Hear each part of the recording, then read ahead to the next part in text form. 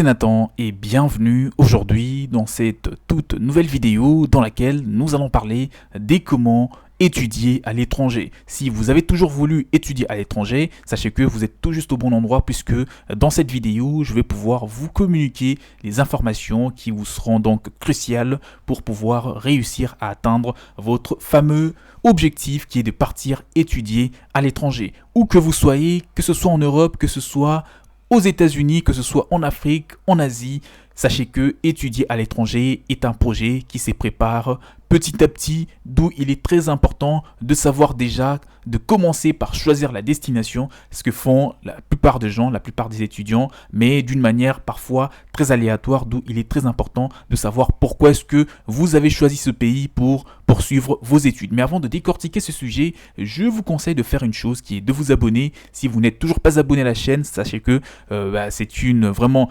vous êtes en train de rater du contenu. Alors maintenant, activez rapidement la cloche de notification en dessous. Cliquez sur le bouton s'abonner pour ne rien rater. Avant de rentrer dans le détail de la vidéo, cliquez dessus pour recevoir les nouvelles vidéos. Si vous êtes également intéressé pour avoir un accompagnement concernant les démarches pour pouvoir poursuivre vos études à l'étranger, vous pouvez me contacter. Mon mail est dans la description de la vidéo en dessous. Vous trouverez mon mail pour pouvoir vous faire également bénéficier d'un guide PDF ainsi que des séances d'accompagnement pour vous aider rapidement et vous orienter jusqu'à ce que vous puissiez partir étudier dans le pays que vous avez pu sélectionner. Alors il faut savoir que, comme je viens de le dire un peu plus tôt, étudier à l'étranger, vous devez prendre beaucoup de points donc en considération, notamment le coût de la vie déjà. Le pays que vous avez choisi, il faudra qu'il puisse avoir un coût de la vie plutôt abordable parce que en tant qu'étudiant, même si donc à votre arrivée, vous allez trouver du travail à temps partiel ou à temps plein pour pouvoir financer vos études. Voilà, donc si vos parents vont par exemple vous envoyer de l'argent et que en parallèle vous travaillez, ça sera aussi mieux si ça vous permet, bien sûr. Si cela ne vous permet pas, vous pouvez tout simplement garder focus parce que les études, c'est votre priorité. Donc, refermons la parenthèse pour vous dire que vous devez déjà savoir le coût de la vie. Est-ce que, en tant qu'étudiant, le coût de la vie est beaucoup plus élevé que dans le pays où vous vivez actuellement, ou le coût de la vie est beaucoup moins élevé, ou c'est plutôt pareil? Il est important de savoir que c'est très très important. C'est l'une des choses que vous devez vraiment prendre en considération parce que c'est vraiment pas très bien de partir étudier à l'étranger et d'avoir 3 fois plus de dépenses à faire que dans son pays de résidence. À part ça, il faudrait également voir le logement. Est-ce que vous serez logé dans une résidence pour étudiants ou c'est une résidence, donc des résidences standards? Qu'est-ce qui va vous intéresser ou qu'est-ce qui sera le plus disponible et surtout le plus confortable pour vous? C'est à vous de voir. À part ça, il faut voir aussi la restauration, il faut voir les déplacements, donc le transport. Ce sont les points que vous devez prendre en compte, mais également la langue et la culture. Parce que si ça doit vous prendre, si vous partez étudier dans un pays où vous ne maîtrisez pas la langue, ça vous prendra 6 mois minimum, voire 1 an pour pouvoir mieux maîtriser la langue et recommencer vos études, mais pendant ce temps-là, vous n'allez pas rester sans rien faire, donc il faudra que vous puissiez commencer l'apprentissage quelque part, et ça c'est très important. La culture, est-ce que le pays que vous avez choisi pour étudier, la culture est complètement différente de la vôtre? Il faudra commencer par vous renseigner, par exemple pour quelqu'un qui veut aller étudier au Japon, à titre d'exemple, et qu'il vit en Europe, en Amérique ou en Afrique ou en Océanie, il y a des cultures complètement différentes. Juste par le fait de se saluer, il faut savoir que eux, ils ont des manières parfois propres à eux. Donc il est important de savoir comment s'accaparer, si vous voulez, s'accaparer de la culture du pays que vous avez choisi, et cela va énormément vous aider pour mieux vous intégrer en tant qu'étudiant et même, si possible, vous expatrier dans ce pays-là et y rester pendant très longtemps. Avant le départ à l'étranger, les étudiants doivent donc réfléchir et surtout se renseigner sur le coût de la vie, comme je viens de le dire, et les études, le financement, l'assurance santé en cas de maladie, ce sont le point à prendre vraiment en considération. Il est également nécessaire, en tant qu'étudiant, de pouvoir donc consulter les démarches administratives à effectuer, notamment pour avoir l'inscription, pour obtenir le visa, si vous devez avoir un visa, pour par exemple différentes choses.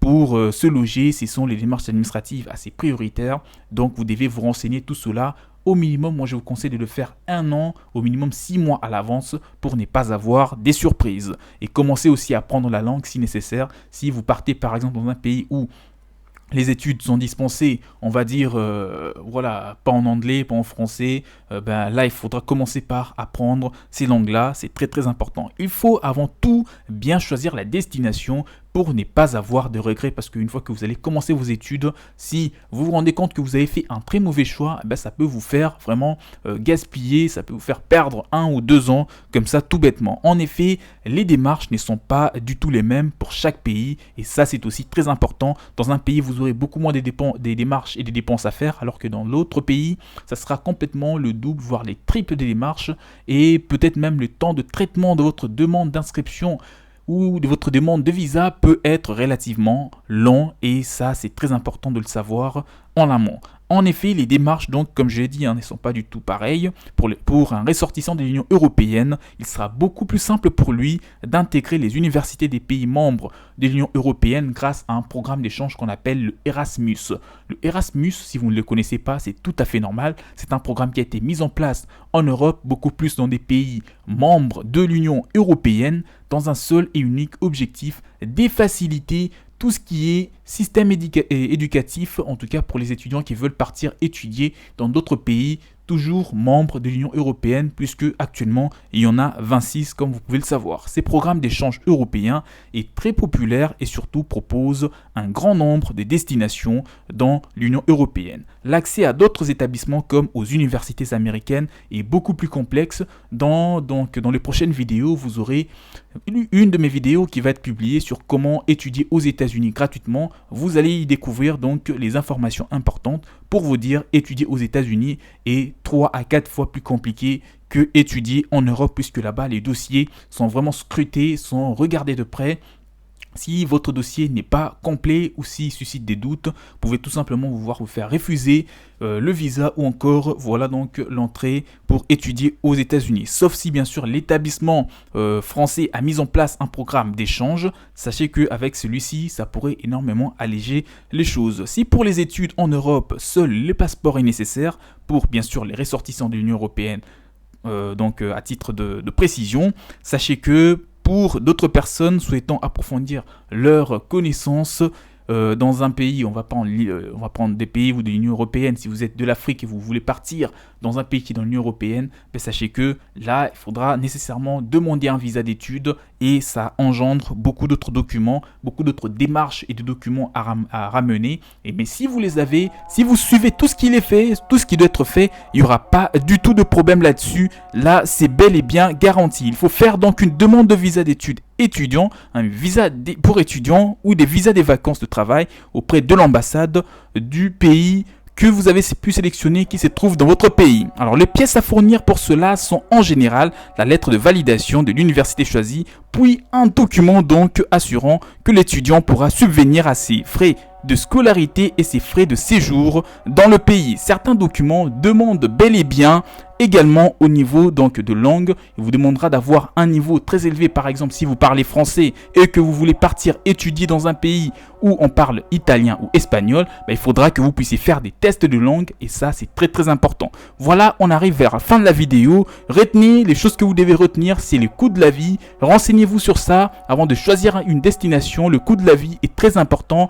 Et bien sûr, les frais d'études aussi, le transport, la restauration. J'espère que vous avez apprécié la vidéo. Likez-la, partagez-la, abonnez-vous à la chaîne pour ne rien rater. On se retrouve très prochainement. Ciao, ciao!